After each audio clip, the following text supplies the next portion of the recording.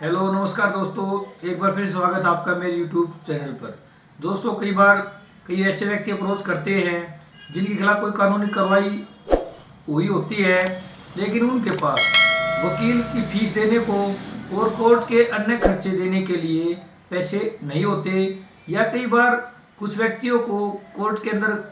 मुकदमा फाइल करना होता है, लेकिन वकील की फीस तथा अन्य खर्चों के लिए उनके पास पैसे नहीं होते। तो क्या ऐसे व्यक्ति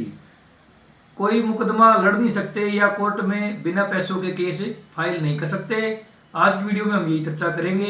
इससे पहले अपनी वीडियो शुरू करें, आपको बता दें, यदि आप भी लीगल टॉपिक में इंटरेस्टेड हो तो हमारे चैनल को सब्सक्राइब कर लें, बेल आइकन को जरूर प्रेस कर लें ताकि हमारे द्वारा बनाई गई कानून के ऊपर नई वीडियो की जानकारी नोटिफिकेशन सबसे पहले आप तक पहुंच सके। दोस्तों, हमारे संविधान की मूल भावना यही है कि जो न्याय है वो प्रत्येक व्यक्ति को मिल सके, और यदि किसी व्यक्ति के पास संसाधन नहीं है तो भी वो न्याय से वंचित ना रहे। इसलिए सन 1987 में विधिक सेवा प्राधिकरण के नाम से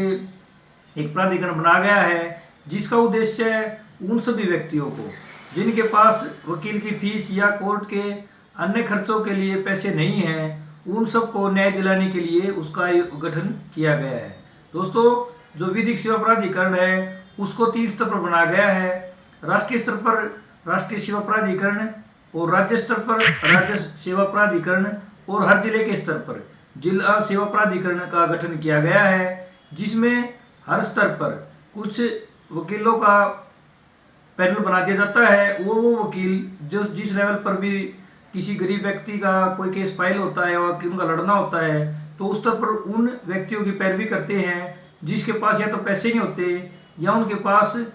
संसाधन पर्याप्त नहीं होते। अब हम बात करते हैं कि जो फ्री लीगल एड है उसके लिए कौन से व्यक्ति पात्र है। ऐसे में उन व्यक्तियों को हम 2 कैटेगरी में रखते हैं। पहली कैटेगरी में जो आते हैं उसमें SC/ST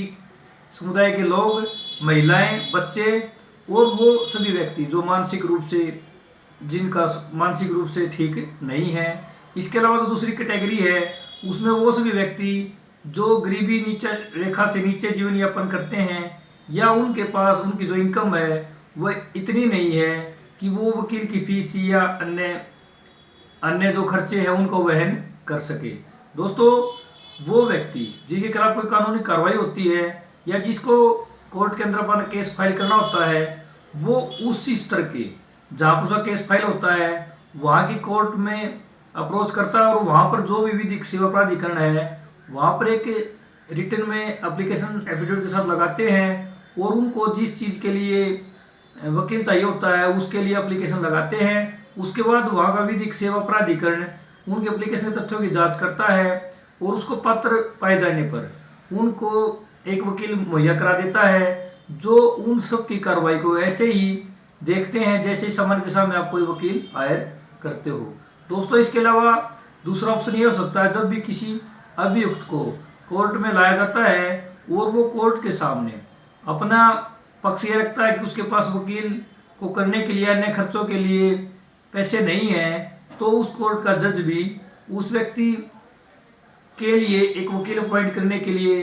विधिक सेवा प्राधिकरण को एक पत्र लिख सकता है, और जिसके बाद उस अभियुक्त को भी वकील मुहैया करा दिया जाता है। ये दोस्तों, ये तो है जो एप्लीकेशन आप लगाते हो। इसके अलावा यदि किसी व्यक्ति को सिविल मैटर में कोई वकील चाहिए होता है जिसके पास सफिशिएंट पैसे नहीं होते या वो गरीबी रेखा से जीवन यापन करता है, तो ऐसे में सिविल प्रोसीजर कोड के सेक्शन 35 के अनुसार आदेश 35 में वो व्यक्ति संबंधित कोर्ट में एक एप्लीकेशन लगा सकता है, और वो ये कह सकता है कि उस व्यक्ति के पास इतने पर्याप्त साधन नहीं है या उनकी इतनी ऐसी इनकम नहीं है जिसमें वो किसी वकील की फीस या कोर्ट के अन्य खर्चों को हायर कर सके। दोस्तों, मान लीजिए यदि किसी प्रॉपर्टी के डिस्प्यूटेड कोई मैटर होता है तो उसमें प्रॉपर्टी के बाजार मूल्य के अनुसार उसमें स्टाम्प ड्यूटी लगती है, और यदि व्यक्ति के पास वो पैसे नहीं होते तो वो आदेश 35 में एप्लीकेशन संबंधित कोर्ट में फाइल कर सकता है। और लेकिन उसके लिए जरूरी है कि वो व्यक्ति गरीबी रेखा से जीवन यापन करता हो और डिस्प्यूटेड लैंड को छोड़कर उसके पास कोई अन्य लैंड ना हो या उसके नाम पर कोई अन्य पैसे या संसाधन ना हो। तो वो व्यक्ति जब कोर्ट में एप्लीकेशन फाइल करता है तो कोर्ट के वरिष्ठ लिपिक द्वारा उस एप्लीकेशन के तथ्यों की जांच की जाती है और यदि उस कोर्ट का जज चाहे तो उसकी वहाँ पर परीक्षा भी ले सकता है। और यदि कोर्ट को सफिशिएंट ये ग्राउंड लगता है कि उस व्यक्ति के पास उसके पास इनकम नहीं है या उसके पास कोई डिस्प्यूटेड लैंड के अलावा कोई उसके नाम लैंड नहीं है, उसके पास कोई संसाधन नहीं है जिससे वो खर्चों का वहन कर सके, तो कोर्ट उसको उन खर्चों के सारी छूट दे जाती है और वो वकील की फीस के साथ साथ जो कोई भी खर्चा उस कोर्ट के अंदर लगता है, हमारी स्टाम्प ड्यूटी या कोई भी खर्चा, वो सभी विधिक सेवा प्राधिकरण के द्वारा उसमें वहन किया जाता है। लेकिन वो सभी खर्चे जब तक उसका कोर्ट केस डिस्पोज ऑफ नहीं हो जाता है तब तक उसको वहन किया जाता है। मतलब ये कि वो व्यक्ति अगर उस केस में जीत जाता है तो जो लैंड है उसमें से सबसे पहले उस केस के खर्चे का वहन या भुगतान कराया जाता है। तो दोस्तों आज की वीडियो में हमने बात की कि विधिक सेवा प्राधिकरण जो कि 1987 में जिसका गठन किया गया था उसका मूल उद्देश्य है वो सभी व्यक्ति जो गरीब है, SC ST है, महिलाएं हैं या मानसिक रूप से जिनका स्वास्थ्य ठीक नहीं है, वो कोर्ट के अंदर एप्लीकेशन लगाकर अपने लिए वकील ले सकते हैं जो उनको मुफ्त कानूनी सलाह और उनके केस की पैरवी वैसे ही करता है जैसे सामान्य दशा में कोई वकील करता है। इसलिए यदि कोई भी व्यक्ति जिसके पास पर्याप्त संसाधन नहीं है या गरीबी रेखा से जीवन नीचे व्यापन कर रहा है या गरीबी रेखा से नीचे जीवन यापन कर रहा है, उसको यदि कोई कानूनी रेमेडी लेनी है तो ये मत सोचे कि वो पैसे के बगैर अपनी कानूनी रेमेडी नहीं ले सकता और कानून के अनुसार अपने लिए विधिक सेवा प्राधिकरण में का वकील अपना ले सकता है और अपने केस की पैरवी कर सकता है। तो दोस्तों आज आशा करते हैं कि आज की वीडियो में दी गई जानकारी आपको यूजफुल लगी होगी। यदि वीडियो यूजफुल है तो लाइक ज़रूर कर लें और साथ में बेल आइकन को प्रेस कर लें। और इसके अलावा यदि आपकी कोई शिकायत या सुझाव है तो कमेंट बॉक्स में लिखकर जरूर बताएं। धन्यवाद।